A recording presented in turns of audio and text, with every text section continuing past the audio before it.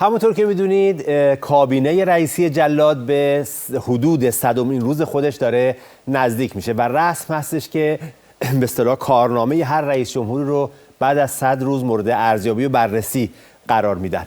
حالا ما همراه هستیم با بابک تا ببینیم که کارنامه حدود 100 روزه رئیسی به چه صورتی بوده. بابک، من از نظر من موفق بوده، به همه وعده‌هاش هم عمل کرده، هر قولی هم داده سپاش است. آخه این که میگه موفق بوده، خودشون من همینجور روزنامه و مطالبشون رو میخونم، خودشون هم نمیگن موفق بوده.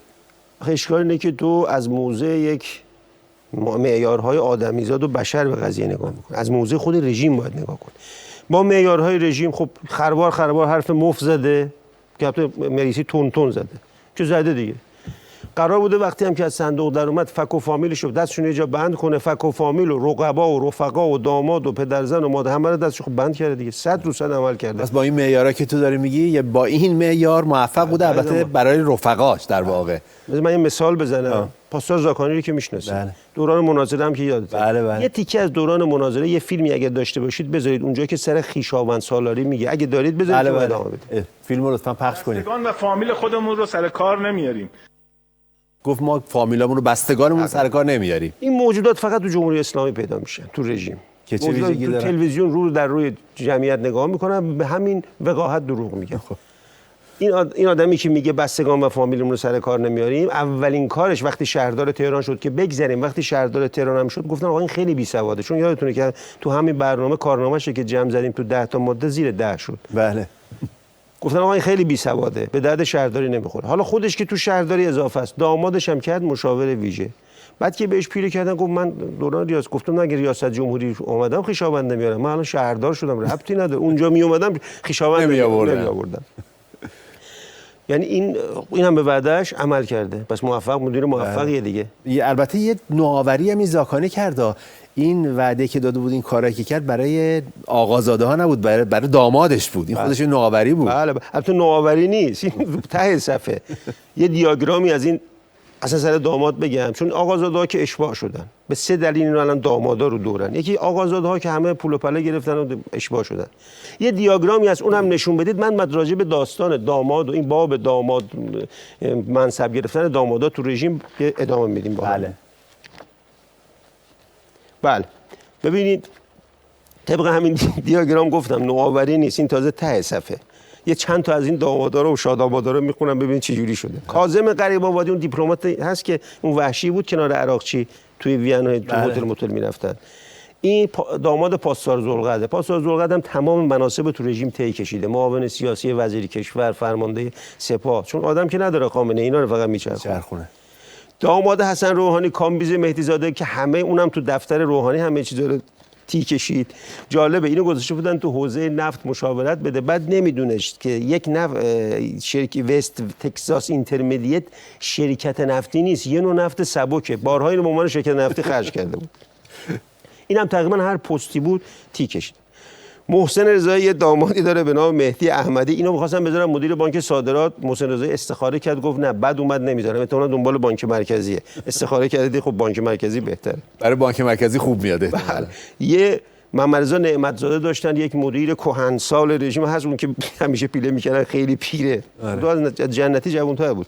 این یه دامادی داشت که دامادش هم الان فراریه، اون همون داستان پتروشیمی میلیون ها دلار بلند کردن رفتن خارج کشور، که رفتن کانادا، الان در کانادا ادامه کارهای جهادیشون رو دارن انجام میدن.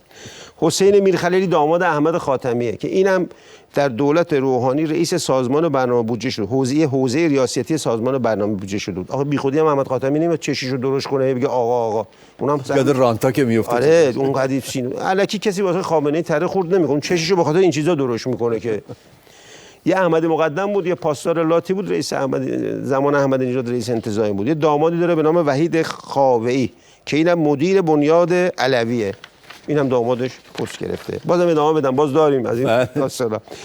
مصباح یزدی که نسل مصباح یزدی اینا قبل از دایناسورها منقرض شدن. مصباح یزدی و جنتی تقریبا هول هوش بینگ بنگ متولد شدن.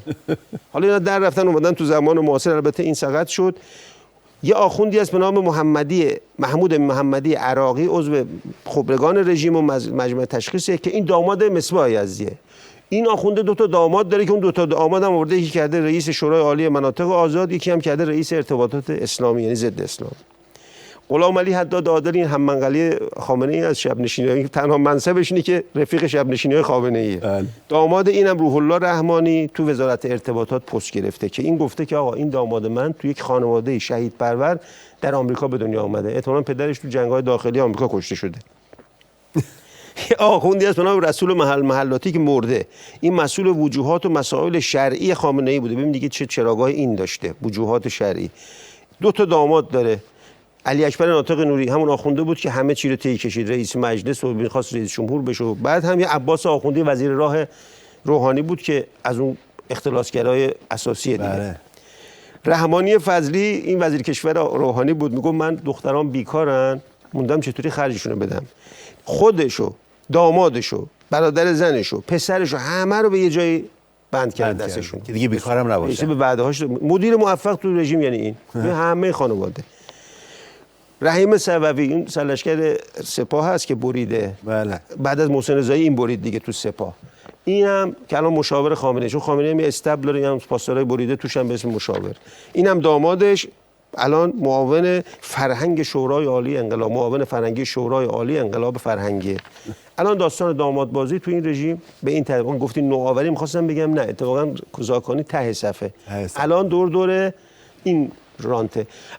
عموما هم یه نکته بگم، مدیرای رژیم مثل قالیباف اینا وقتی یه جای مدیر میشن نوه و نتیجه و نبیره، حتی یه سری صندلی میذارن که نبیره و ندیدهشون هم اومدن این جاشون هست. مثل این شاه‌ها بودن که میمردن بچه نداشتن، این تاج آویزون میکردن به گهواره، میگفتن این سهم ایناست. الان قالیباف سیستم رو برده تو مجلس، کوزاکانی الان داره پر میکنه همه صندلی‌ها رو با نوه و نتیجه و داماد و پسر و این داستان رژیم هست. حالا وقت اجازه نمیده، میتونیم لیست رو ادامه بدیم تا 2-3 روز از همین وعده های محقق شده این کار. بله، الحق و النصاب همینم که گفتیم که گوشه ایشه به اصطلاح خیلی خوب نشون میده که در حد رفقاش و خودیا خیلی خوب عمل کرده اتفاقا تو این دستگاه و این معیارها. موفقن. بله، به هر حال تشکر میکنم بابک از اینکه در برنامه امروز پیک شادی شرکت کردی و برنامه رو ادامه میدیم با بینندگان.